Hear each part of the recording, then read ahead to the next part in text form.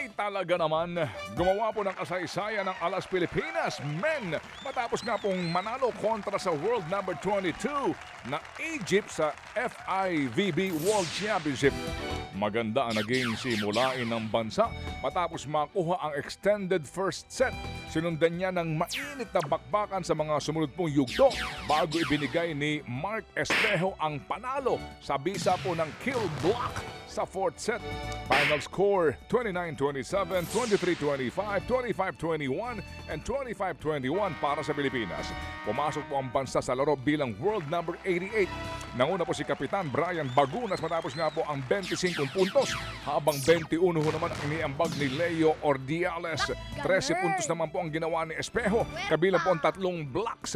Dahil dito ay buhay pa ang chance ng Pilipinas na makaabante sa next round sa likod ng 1-1 win-loss record. Must win po ang laro kontra Iran sa Huwebes sa MOA Arena sa Pasay. Mabuhay ang Alas Pilipinas Men! Samantala mga kapatid, hindi raw makapaniwala ang 1-2 punch ng Alas Men na sina Brian Bagunas at Mark Espejo na natalo po nilang Egypt. Masaya raw silang dalawa na naging bahagi po ng kasaysayan. Goal lang daw noon na makaisang set sa FIVB Worlds. Pero ngayon, higit nga doon ang kanilang nagawa. Naniniwala po ang dalawang top players ng Alas na nagsisimula pa lang ang bagong era ng Pinoy volleyball. Tama.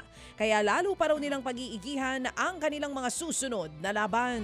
Palagay ko si EJ Obiena, di ba? Ngayon, grabe ang panibagong record ni Duplantis. Pang-14 na world record na yung kanyang binasag na naman. Palagay ko si EJ dito kapag ginawa natin kinuha sa volleyball. Oo. Pasok, no? Pwede. Kasi taas tumalon eh. Oo naman. Di ba? Oo. Nasa taas pa lang yung bola, talunin mo na kaagad. Boom. Pwede. Kunin nating miyembro ng Alas, si EJ Obiena. Tignan natin. Samantala po naman sa iba ho namang laro ng FIVB Worlds, malapit na pong makapasok sa round of 16 ang Brazil. Yan nga po'y matapos nilang tambakan ng Czech Republic 25-11, 25-22 at 25-18. Nanguna po si opposite hitter Alan De Souza matapos po ang 12 puntos na binuo ng 10 attacks at tig-isang block at ace. First place po na rin po sa ngayon ang Brazil sa Pool D sa likod po ng 2-0 win-loss record. Samantala, kumpirmado na po ang pagtungo ni Alas Pilipinas women hitter Alyssa Solomon sa Japan. Sasalihan po ni Solomon ang Osaka Marvelous sa Japan SV League. Ito ang dating team ng kapwa niya produkto ng NU Lady Bulldogs na si Jaja Santiago. Excited na raw ang Osaka sa magiging mga kontribusyon ni Solomon sa kupunan. Bago po yan, 3 beses nagkampiyon sa NU si Solomon at hinirang na Finals MVP ng UAAP Season 86. Ipinakilala po naman ng mga koponan ang magiging import nila sa PVL Reinforced Conference sa Oktubre. Ang PLDT high-speed hitters po naman ay kinuha ang Russian na si Anastasia Bavikina. Si Anastasia, oh. Close kayo? Naglaro naman sila sa iba't ibang mga bansa sa Europa, sa Asia at Amerika. Ang 33 taong gulang na player, si Yuniska Batista ho naman ang kinuha ng Cherry Tigo Crossovers bilang import. Ano kaya ito ni yung si Batista na isa, yung malaki katawan. Oo, yung yung wrestler. Samantala po naman dati pong bahagi ng Cuban team.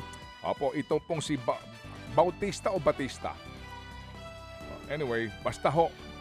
Ilang beses na naglaro din sa Women's World Championship. Huli siya pong naglaro sa Turkey. Samantala po naman, ipinasok po ng Signal HD Spikers ang Greek hitter na si Eva Chantaba. Si Eva, oh.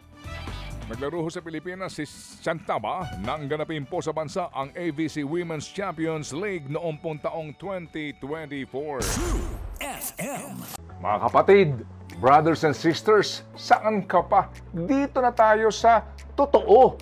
Dito na tayo sa True FM. Mga kapatid, mag-subscribe and follow po kayo sa social media accounts ng True Network PH. Yan po kami. Hanapin nyo lang True Network PH, Facebook, Instagram, YouTube, TikTok, and podcast. Mapa Apple or Spotify man yan, mahahanap nyo kami. Lahat ng mga napapanood at napapakinggan nyo po sa programa, nasa social media accounts namin yan. So, paano mga kapatid? See you sa social media!